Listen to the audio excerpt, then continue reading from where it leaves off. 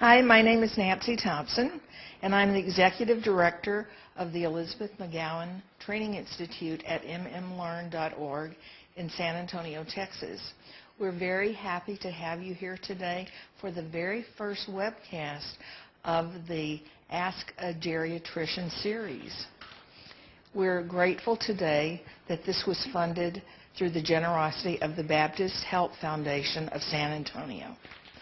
We also want to thank Methodist Healthcare Ministries Foundation, the San Antonio Area Foundation, Prior Trust, and the many other individuals and organizations who believe that the quality of care and the quality of life of older adults can be improved by providing training to their caregivers. And we also believe that the training improves the quality of life for the caregiver. Okay, you know, this is an interactive session. We have people in our audience here, and they're going to submit questions. But you can submit questions from wherever you are. If you are Danny in Soldotna, Alaska, and she's up really early today to watch this, you can submit a question by clicking on the Ask bubble.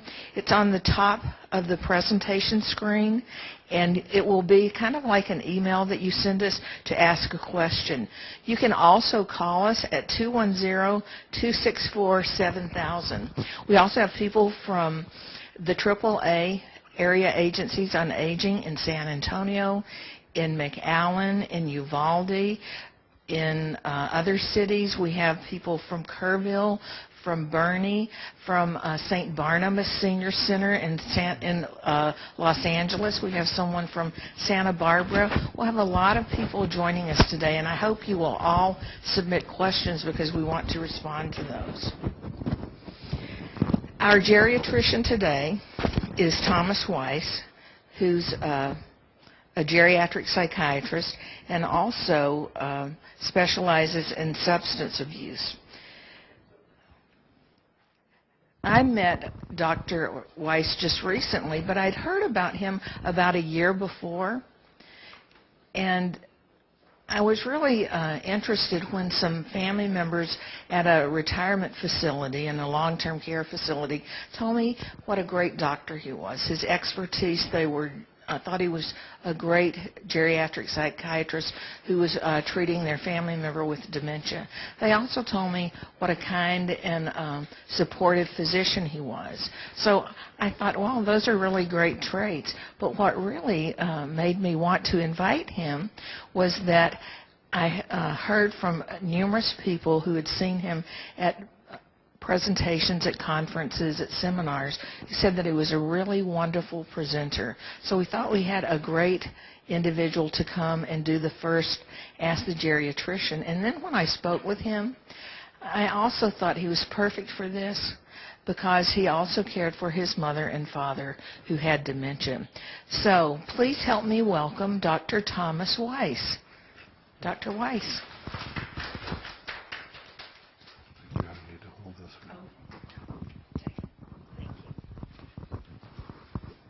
Yikes, the pressure's on.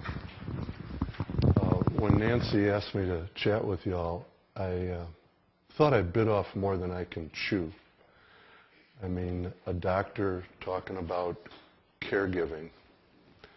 You know, really someone that should be up here might be a spouse who's taking care of their partner in the early stages of the disease, or maybe an adult child, typically a daughter, who's now caring for their parent in the middle stages of the disease, or maybe a nurse or a medical assistant who's now taking care of the patient with dementia in the later stages of the disease.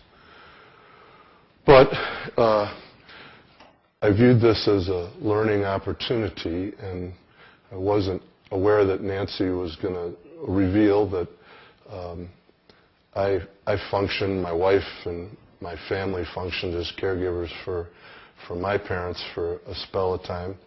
And I found myself thinking about that the last few days and how confusing it was for all of us, and how I wished that somebody had an instruction book, much like I wished we'd gotten an instruction book when our first child was born.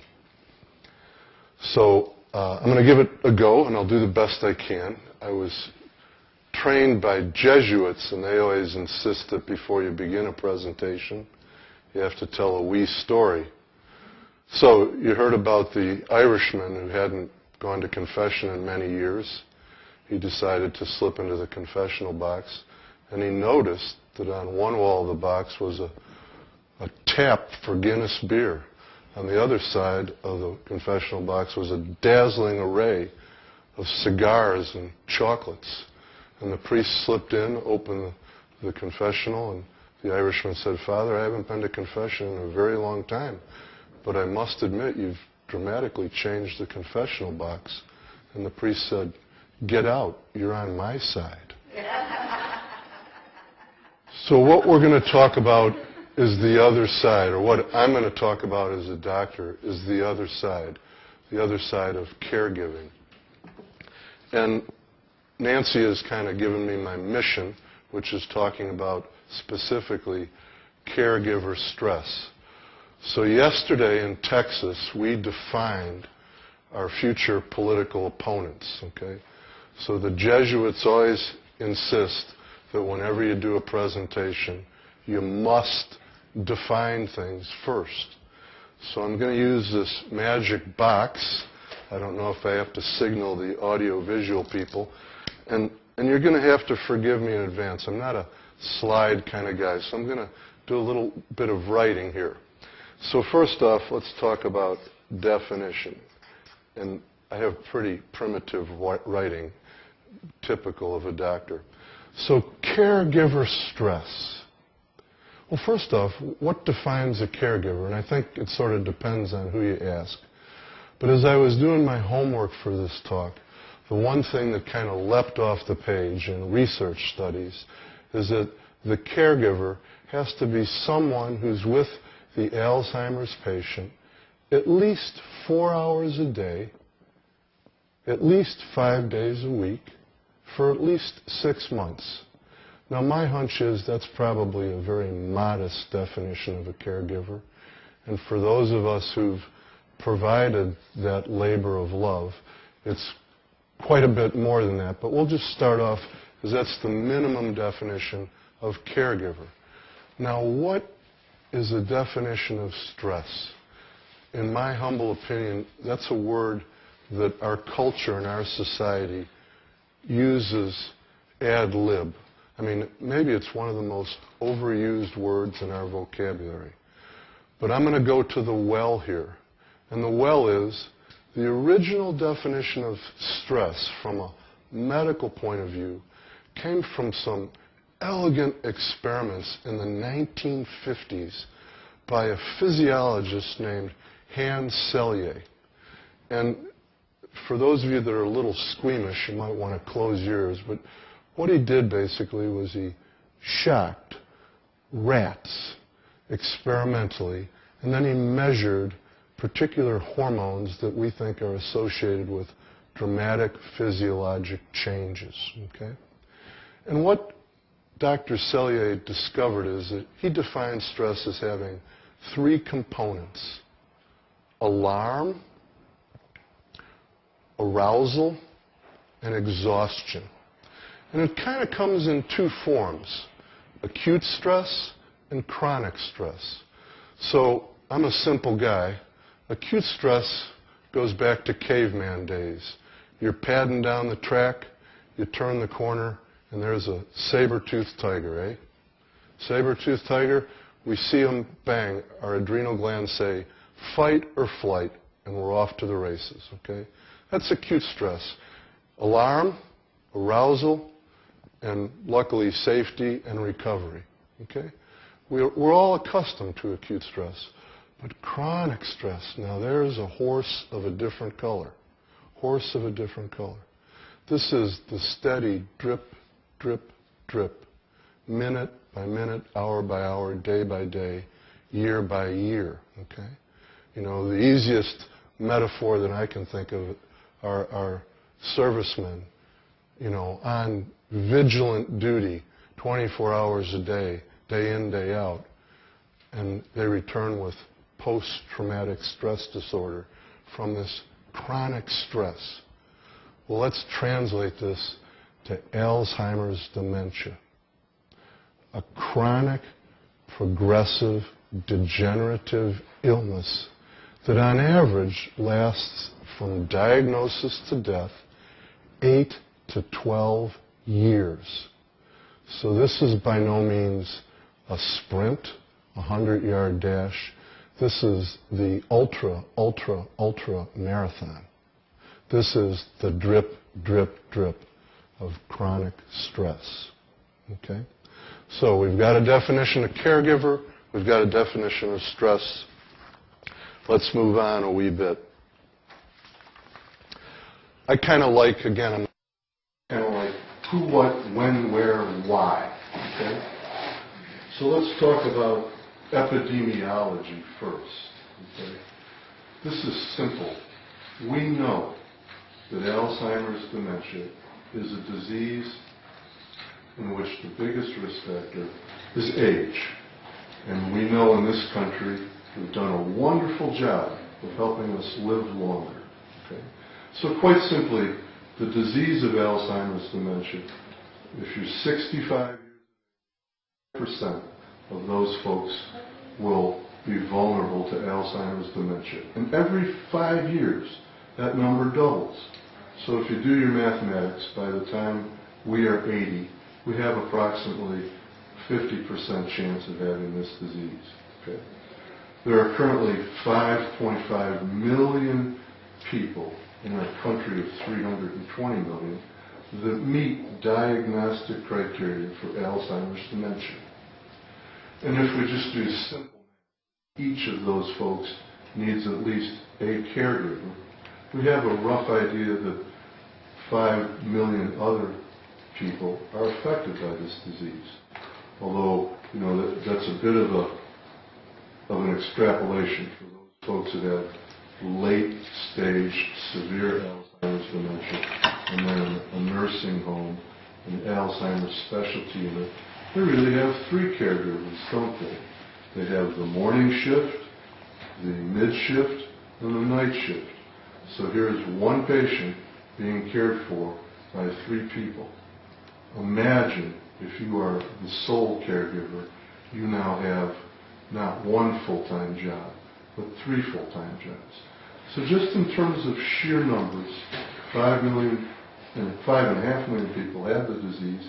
And just simplifying it, if each of those patients has a caregiver, a spouse, an adult child, a nursing assistant, a physical therapist, an occupational therapist, or a whole team in a facility, we're talking another 5 million at minimum, and maybe greater. Okay? And you say, well, that's an impressive number. But here's where the ominous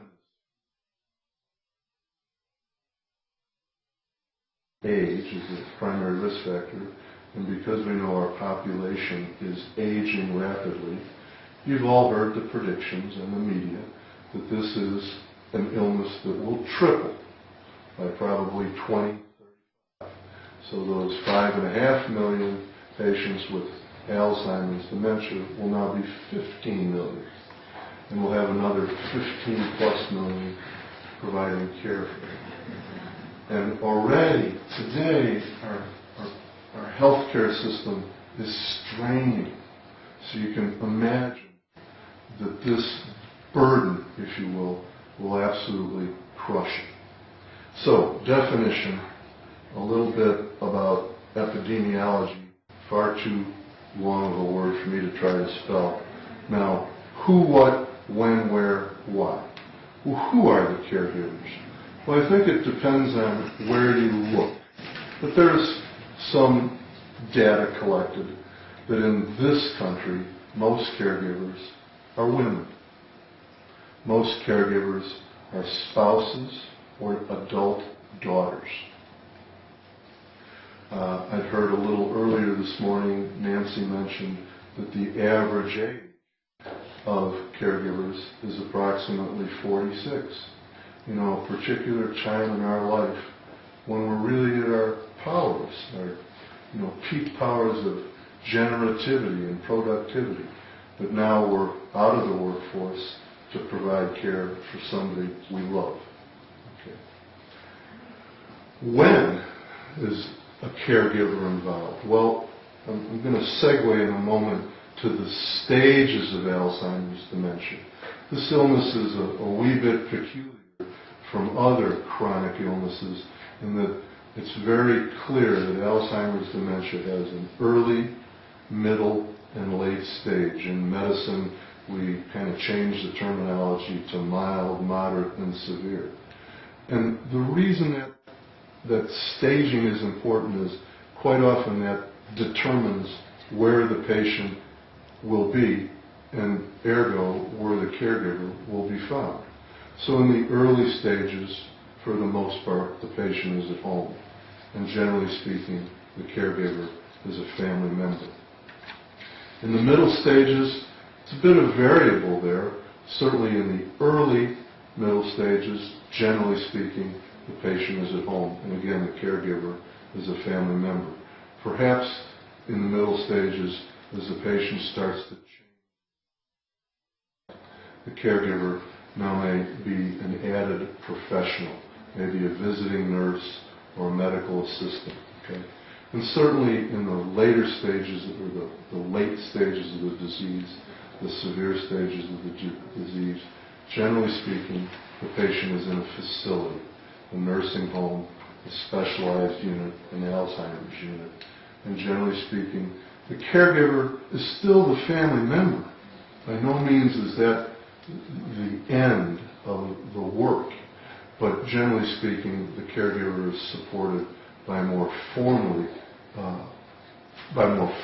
caregivers, nursing staff, medical assistants, physical therapists, occupational therapists, and such.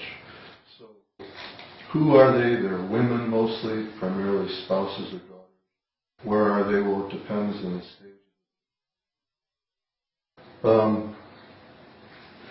Why? Why caregive? Well, I think my first answer is because it's a labor of love. Why do we take care of someone who's ill? Because they're unable to take care of themselves. And certainly with this illness, as the patient progresses through these stages, from independent to dependent, they go from having ability to communicate to inability to communicate. What happens with Alzheimer's dementia simply is that we physically and emotionally, we mentally and emotionally lose someone who's still physically there. And then the last piece, when does caregiving take place? Well, again, I think I implied that in terms of the stages of the disease.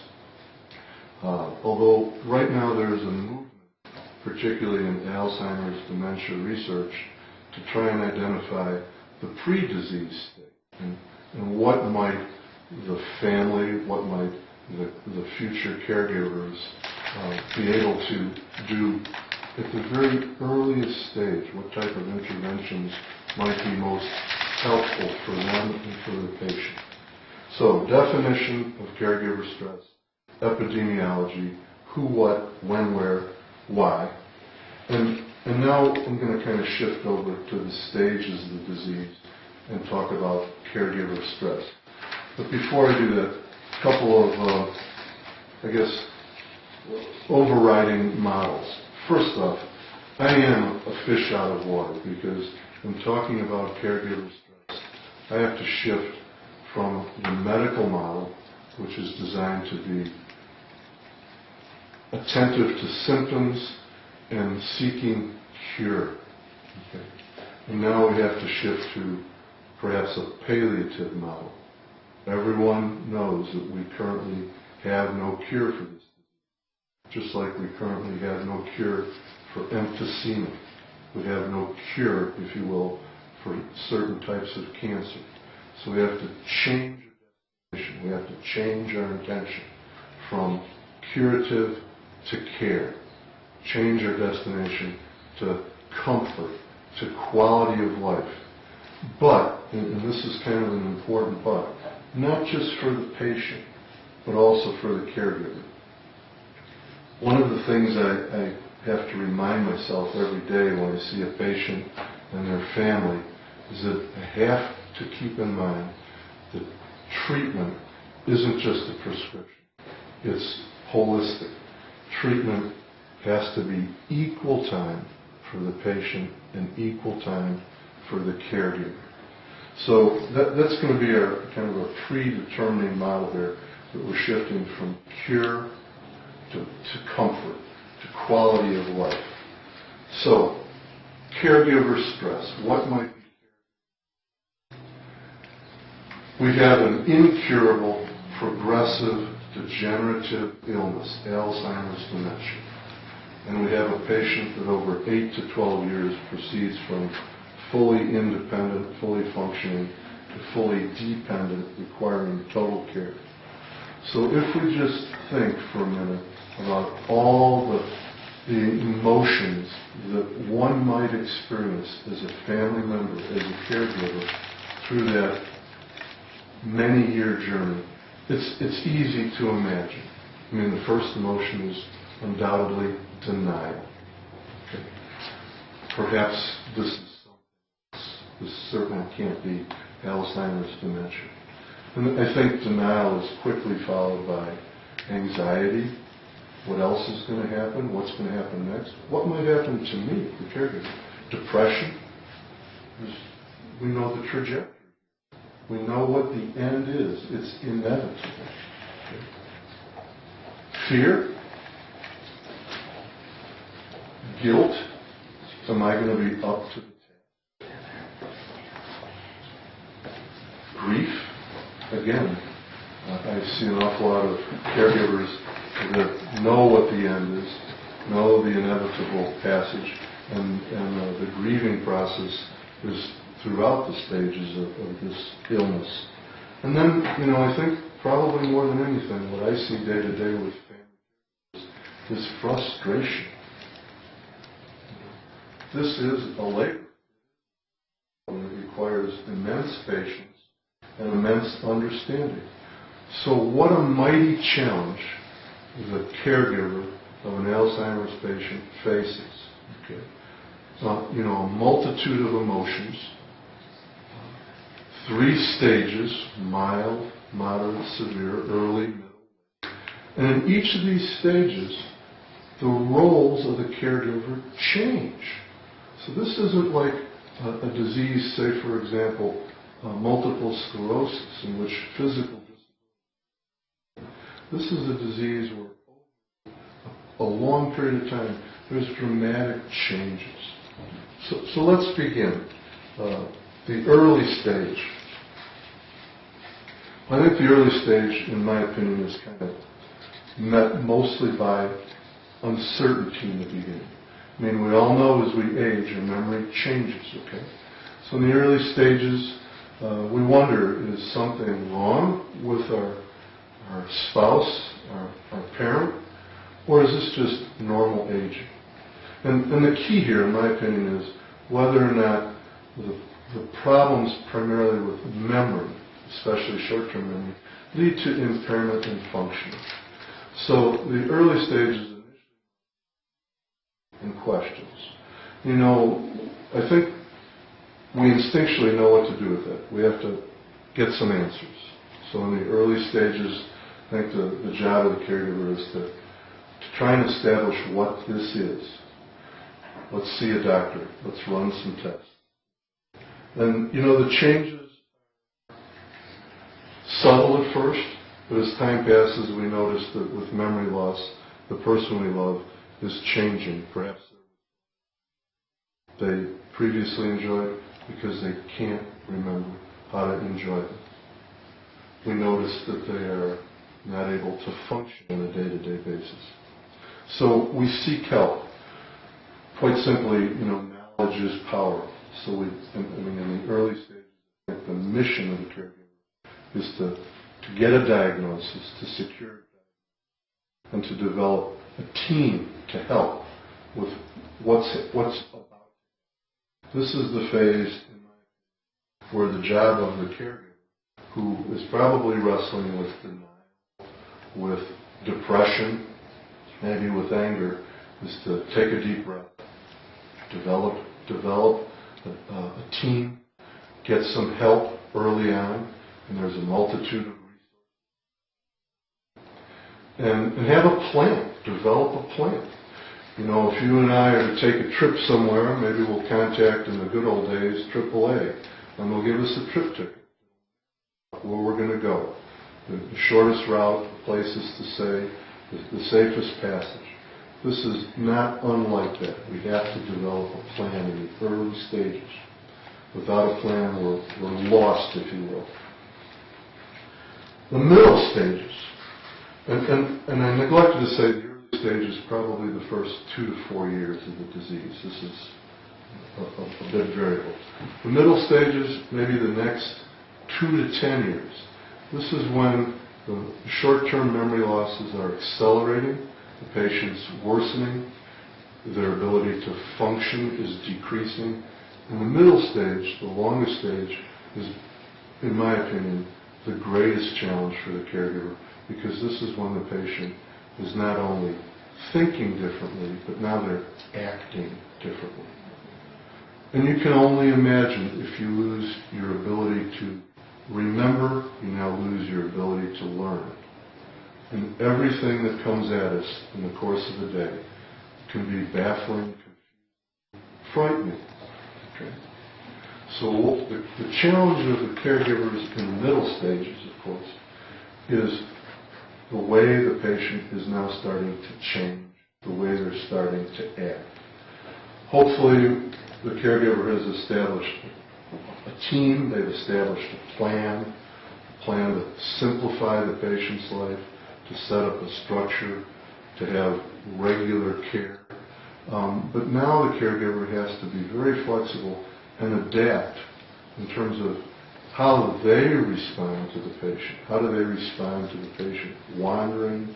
How do they respond to agitation, to refusal to take, to refusal to eat, to incontinence, to delusions, to disinhibition.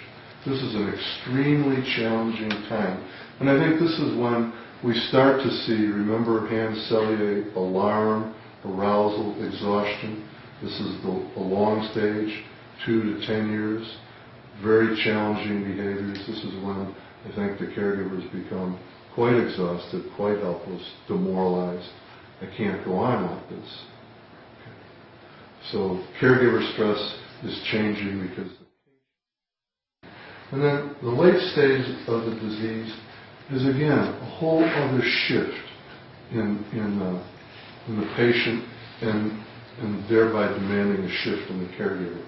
In the late stages of the disease, the patient is now absent, both short-term and long-term. We now see a dramatic physical toll. You know, we now see a patient that requires 24-hour a day total care. And this is the part of enough publicity, enough. This stage is shorter in duration, but I think probably takes the maximum out of the caregivers, because this is total care across the board. And also I think this is the stage where we see caregivers at their lowest point emotionally. Terrific sadness, terrific grief. And these are where very hard choices now evolve. You know, this is where we're looking at placement, we're looking at whether or not the caregiver decides to place a feeding tube. Just dramatic, difficult choices. And the simplest things now become Herculean because the patient is extremely impaired. They're not able to use their muscles. They're not able to swallow or chew. Their skin is incredibly fragile. They have little and usually no communication. But they still can feel. They still can feel. So I think this is a very difficult stage. So all along these passages, the goal in terms of reducing caregiver stress is more manageable. And there's just a host of resources at our command now.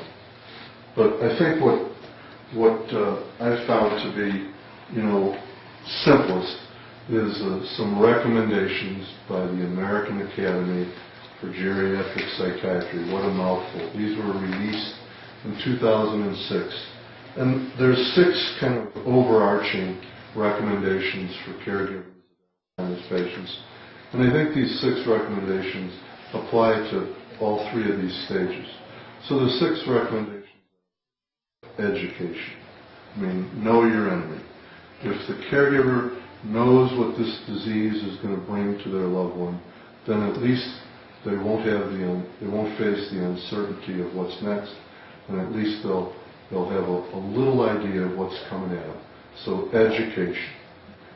Get as much knowledge as you can about this disease and its progression.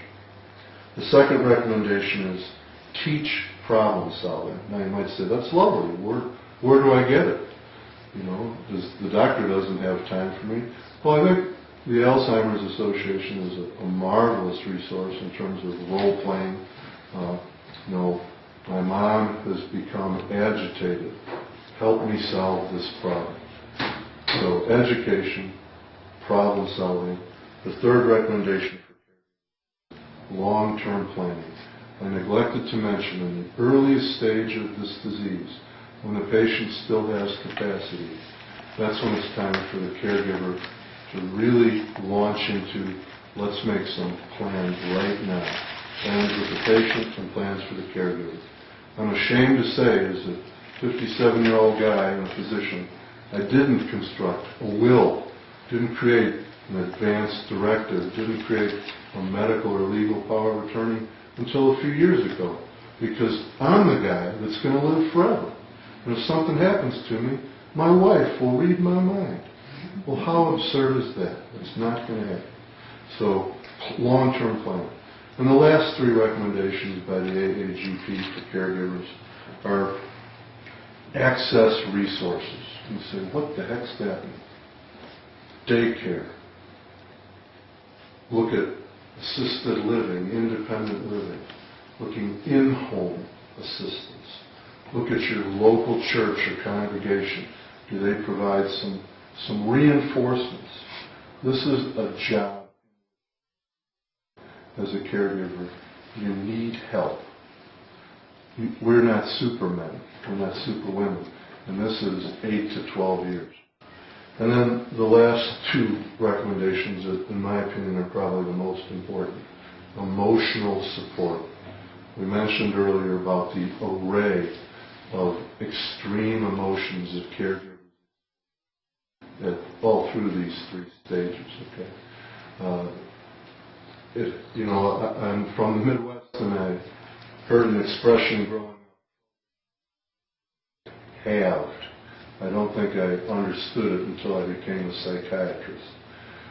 We need folks to help us as we go through this, to ventilate, to lean on. And then the very last recommendation is respite. This is a marathon. When you run a marathon, you have to walk through the water stations. You have to take breathers. You cannot sprint for 26 miles. You must take a break. So, education, problem solving, long-term planning, access of all the resources that I'm about to say. And then the most important, emotional support throughout this and respite.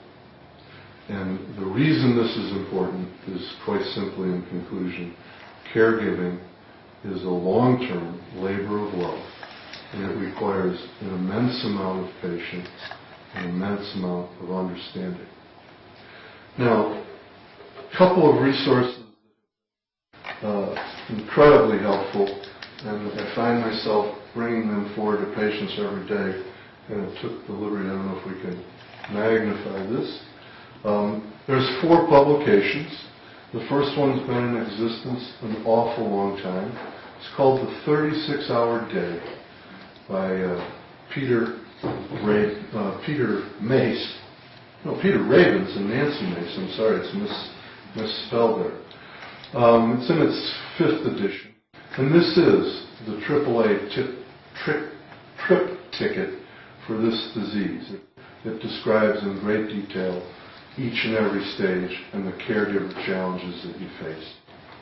The second text, these are by two of our local physician and psychologists that are just superb geriatricians. It's simply called The Insider's Guide to Dementia Care by Dr. Martha Levin and Dr. Kathy Godey. Terrific guide. The third one is Alzheimer's for Dummies. Don't be offended by the title, but this is a nice primer, if you will. And I think it kind of takes the 36-hour day and distills it down. And then the last one that recently came into my possession, and I'm absolutely stunned by how well done it is Coach Broyle's Playbook for Alzheimer's Caregivers. This is the former coach of the Arkansas football team. He was the caregiver for his wife, and it's just superbly done. So those are all hard copy written resources. And then in terms of caregiver assistance, believe it or not, there's a magazine, a monthly publication that's been in existence a long time, simply called Today's Caregiver. We have the terrific Alzheimer's Association with its 24/7 helpline, again a 1-800 number. And then there is an organization, the National Family Caregiver. It's just outstanding. So on that note, I've gone a wee bit over time. I apologize. I think I've been directed to take some questions that have come my way. Dropped a few on the floor.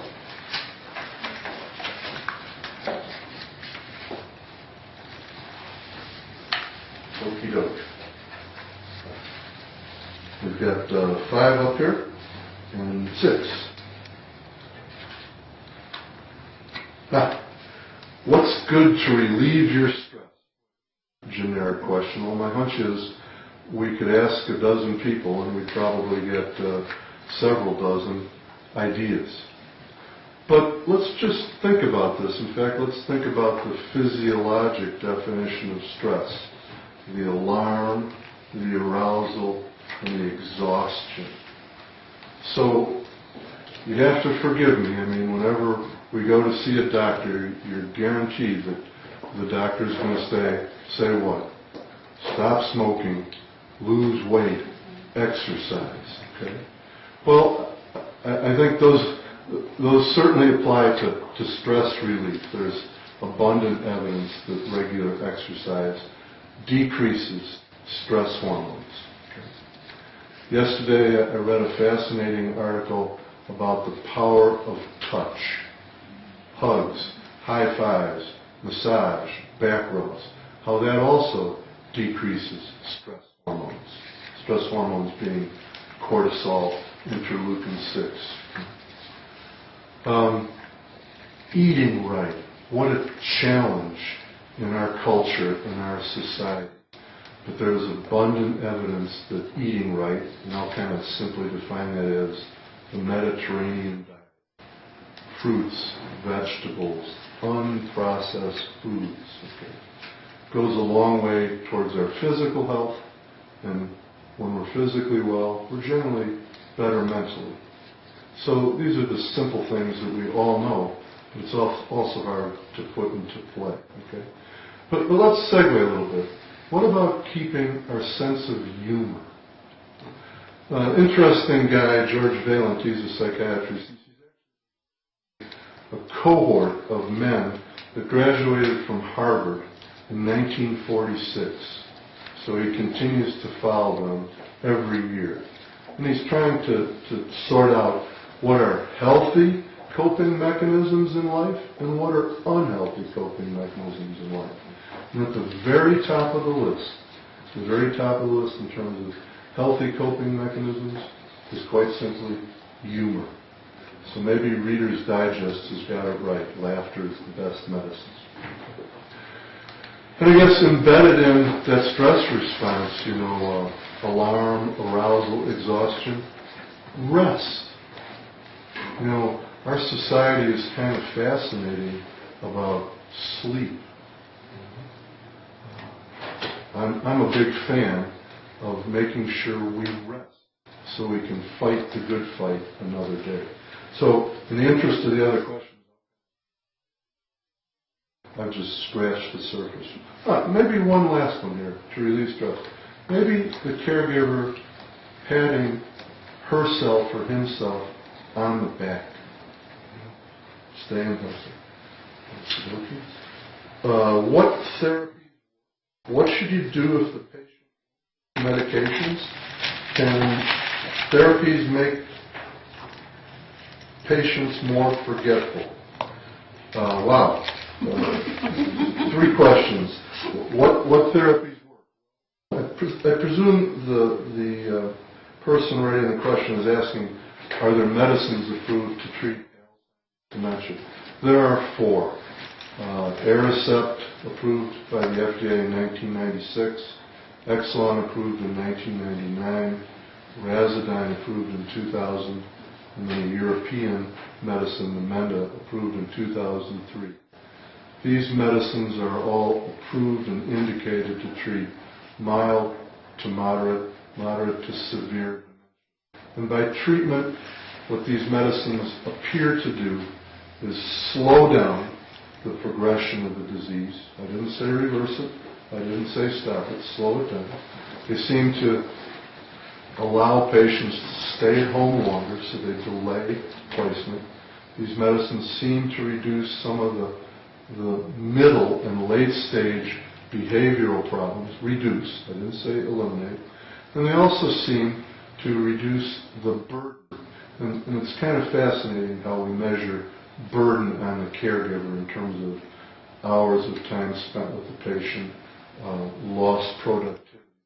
When patients are treated with these medicines, that burden seems to be diminished. Not dramatic changes by any means, and not sustained benefits, but they do have an effect. What should you do if the patient won't take medications? Well, what a mighty challenge. I'm not a big believer in trying to trick or deceive patients. And I hear families offer it all the time. Should I put it in mommy's coffee? Should I slip it into their mashed potatoes? Okay. I'm a big believer in when in doubt, state reality. So I simply ask, what is it the medicine is attempting to treat? Is it fearfulness? Is it aggression? Is it sadness? And state that. Mom, all you've done all day is cry. There's a medicine here that might help you cry a little bit less. Okay? Mom, you seem very fearful right now. Here's a medicine that might help settle your nerves, calm you down a bit. So I think stating the reality, not trying to trick the patient, and then sticking with it. Give patients some time. Most of us that are flesh don't like to suffer. And if someone offers us relief from suffering, we'll generally accept it, even if we've lost much of our memory and our ability to make decisions. We just don't like to suffer. So I guess I generally to target a symptom and offer a relief for it. And then the last question, can therapies make patients more forgetful? Absolutely. As a geriatric psychiatrist, when I see a new patient, and I do what doctors do, take a history, do an exam, develop a treatment plan, what I do all the time, and particularly on the first visit, is I scrutinize carefully the patient's pre-existing medicines. Because we know readily that a number of medicines that patients take very over-the-counter sleeping pills, over-the-counter antihistamines, they contain compounds that are anticholinergic, which simply means we do not think faster, better, more clearly. In fact, we're more compromised. That's even if we're young and healthy. You know, you may have taken a Benadryl to help you sleep, and you might have noticed the next morning that while you slept, you just were pretty foggy and had lots of cobwebs. So there's a host of medicines that can negatively impact the Alzheimer's patient, and I think that's the physician's obligation. And now we have the pharmacy that helps us. You know, we get a prescription and they hand us our medicine, and then a terrifying list of potential side effects. From Roland, who cares for his mother, great way to put it. What are the signs of stress overload? What are some of the resolutions for stress overload? Well, again, back to good old Dr. Selye, stress overload, alarm, arousal, exhaustion. So I think maybe the first, or maybe the strongest sign of stress overload is when you, the caregiver, say, I'm out of gas. I'm depleted. I don't think I can do this anymore. Or maybe you simply say, help, with an exclamation point. But certainly all those psychological dimensions that we mentioned earlier, and I guess I'd underline persistent, persistent depression, persistent anxiety, persistent guilt. When you notice this isn't just for a minute or an hour, but it's sitting on top of you like an inversion of smog over Los Angeles every day, that's a red flag. And then lastly, what I often use as a physician, what's a symptom that we should pay attention to? That's any symptom in which we're no longer able to do what either our job is or what our mission is socially, as a father, husband, what have you. So when you're not able to function, I think those are signs of stress. And that means we have to step back, take a breath, and try and sort it out. What are some of the resolutions? I hope we covered some of them, earlier. Get education. Get help. Take timeouts. Plan. Advanced planning. What do they say? Preparation prevents poor performance. Next question. What age or what conditions might indicate an individual should see? Well, it's a little tricky. In the airline industry, you might remember or might know that all pilots, commercial pilots, years ago, were asked to turn in their wings at age 60. Of course, we remember the hero on the Hudson, Captain Sullenberger. He's 59. He's turned 60. He's still flying. Now, airline pilots have been licensed to continue till they're 65. So I don't know if there's a magic age. Certainly, in terms of geriatrics, we talk about 65 potentially being a cutoff, although in media I hear that 65 is now the new 40. I suggest to primary care doctors all of their patients at 60, and probably a few years from now when we learn more about the pre-disease state of Alzheimer's dementia, I'll probably wave the flag to screen people at 55.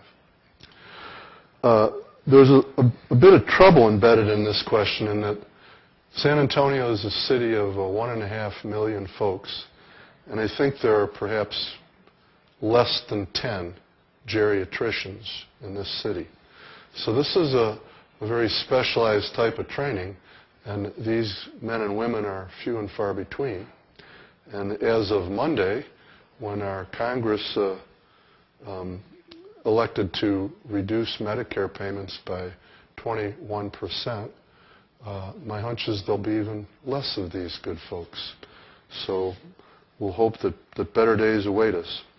From Alaska, God bless you for waking up early. Do you have any ideas about how to reach family caregivers before they become so stressed that they're at risk of serious illness themselves?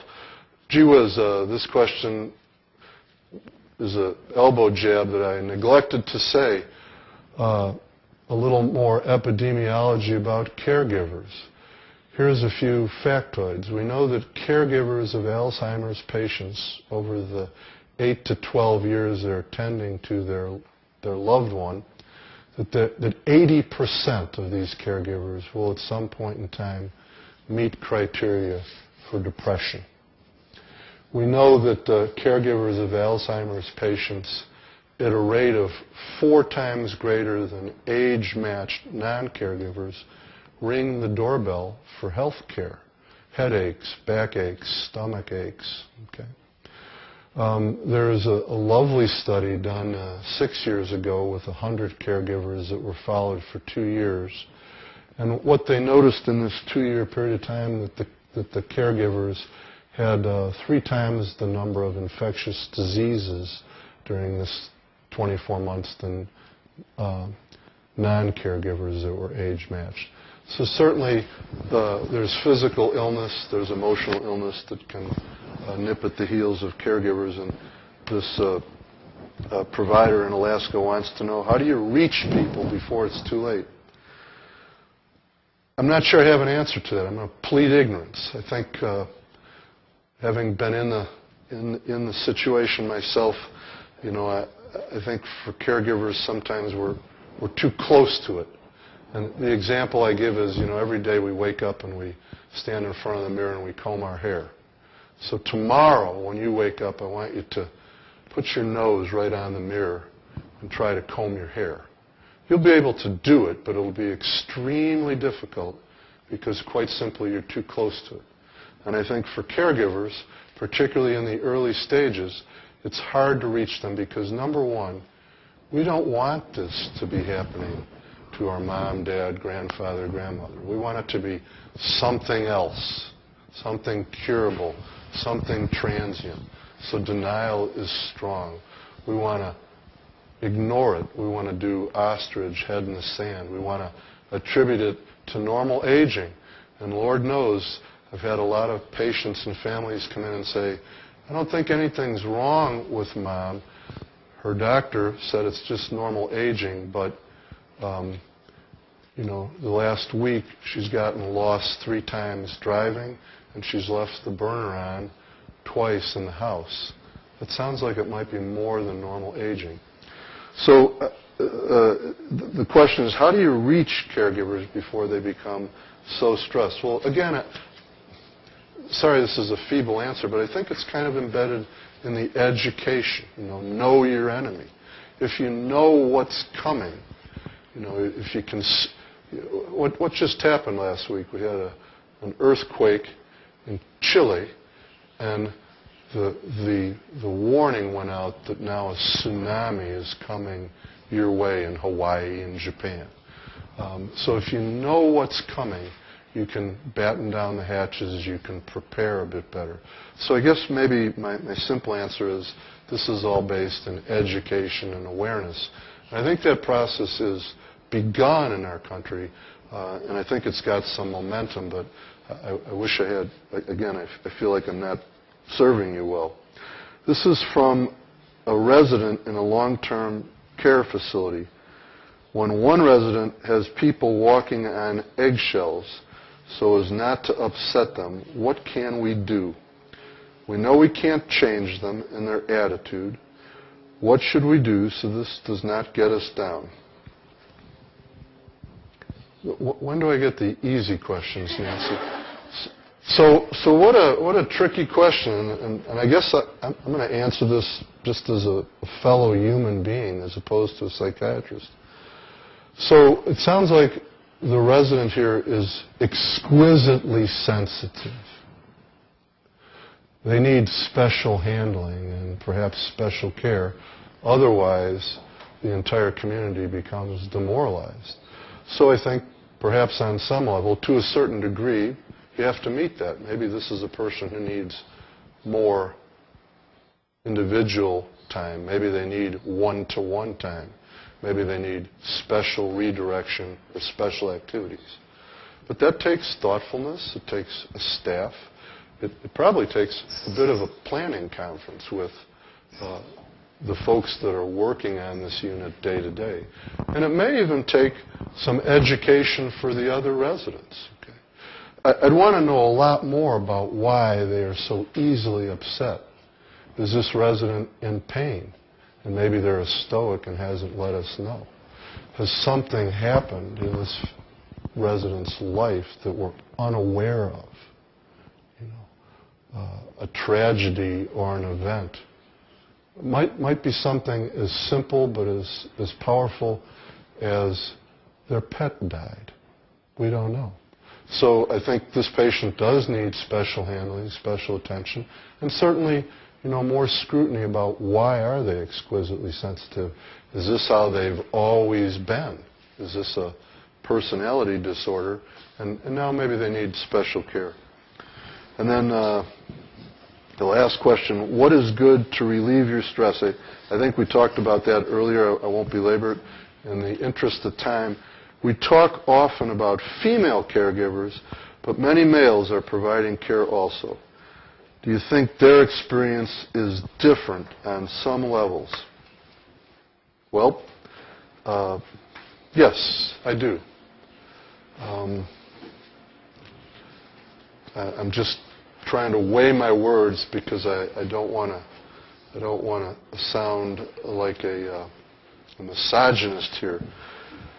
I think women by nature are more nurturing, and I think it's almost built into their DNA about how to take care of people. I think guys by nature are more task-oriented. So maybe male caregivers are very skillful at getting patients to doctor's appointments, getting medicine down the hatch, taking care of all the logistics and the physical demands. But when it comes to the nurturing, we're probably, and since I am a guy, I'll confess we're probably nowhere near as well equipped as gals to nurture patients. That's just my hunch, and it's probably terrifically off base, but that's my hunch. And then another question that Nancy's fired my way, maybe this is our closer here. The greatest source of anxiety sometimes comes from an apparent lack of spousal sensitivity toward the patient with Alzheimer's. It's tough on the spouse of the caregiver, perhaps sometimes even more than on the caregiver. What are your thoughts on this? Geez, what a timely question. I saw a new patient yesterday with her husband. She was 67 years young and probably had middle stage vascular dementia. And while we were doing a history, her husband sat by her side and read a book. So I was a little appalled and a little puzzled because usually at least partners come in and they pretend they're paying attention and they contribute, but he simply read a book, and I thought, my goodness, this fellow's really shut down and really turned off. So when I finished examining the patient and getting as much as a history as I could from her, I asked for his help. And he closed the book, and he absolutely dazzled me. They'd been married for 48 years, and he knew his wife very, very well. And he had a lot to say. So I think his presentation with the book was just his way of passing time until it was his turn. And it was kind of clear that he really wasn't reading. He was listening to what we were doing. But I completely agree. I don't think it's tough on the spouse of the caregiver. I think it's crushing. I never cease to be amazed when I see a couple in their 80s. They've been married 60-plus years. One patient has the disease and their partner doesn't. And I just think, how cruel. How cruel. And, I think maybe the most potent piece to this is Nancy Reagan was addressing a lobbying group in California about the vital need for stem cell research. And she said, I've been married to Ronnie for 52 years, which is kind of remarkable because it was a second marriage for both of them. And she said, now with this disease, I'm unable to share with him any memory of our relationship, our first kiss, our first date, our children, any memories. And I just thought, that is the most extreme cruelty on this planet. So the point is well made. I think the spouse, even if they're not the identified primary caregiver, they need equal time. And in the visit, and how are you doing with what's going on here? So great reminder for me and a humbling question. And I think we've covered them all. And I think it's 11:32, so I'm going to get my pay docked. So. Okay, thank you. Thank you.